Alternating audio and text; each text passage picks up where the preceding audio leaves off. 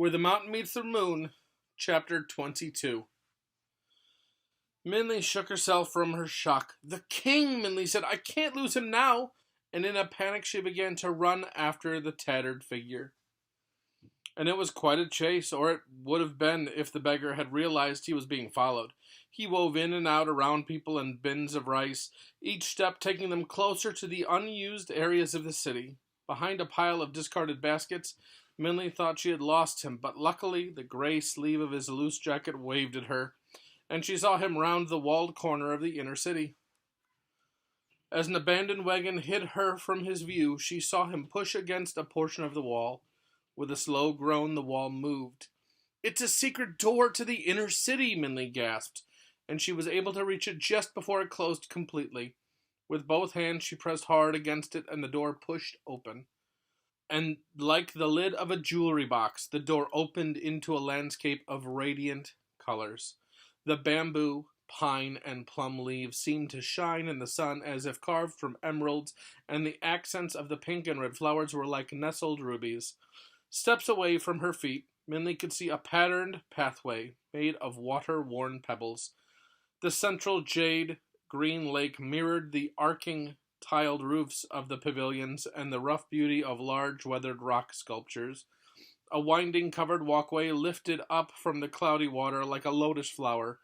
It could only be the palace garden. But Minley barely noticed this. Instead, she stood with large eyes staring at the figure in front of her. The beggar was wiping his face with a delicate white cloth, and Minley saw again that he was not an old man at all. In fact, he was younger than Ba. The gray of his hair was wiped away with a cloth as well, and his beard and head were as glossy black as Minley's. His gray rags had been cast off in a pile next to him, and he was clothed in a bright yellow silk the color of the sun.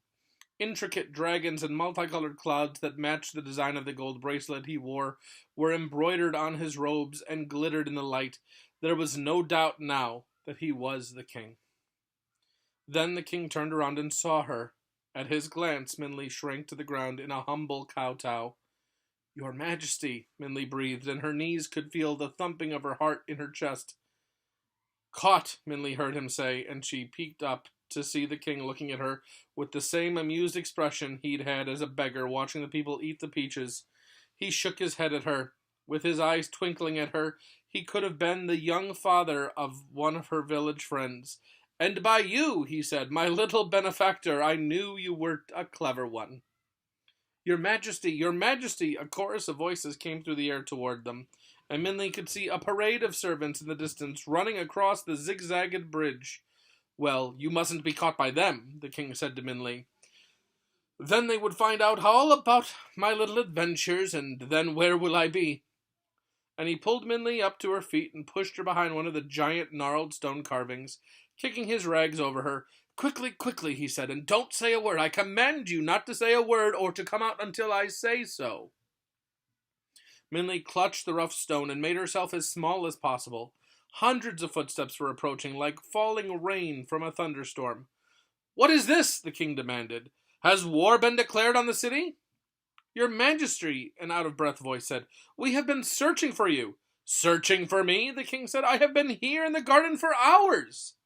We must have missed you," the voice stuttered. "None could find you. The guards had not seen you, and we feared—" "You feared the king of the city of bright moonlight had been spirited away?" The king laughed. "Not this time, Counselor Chu.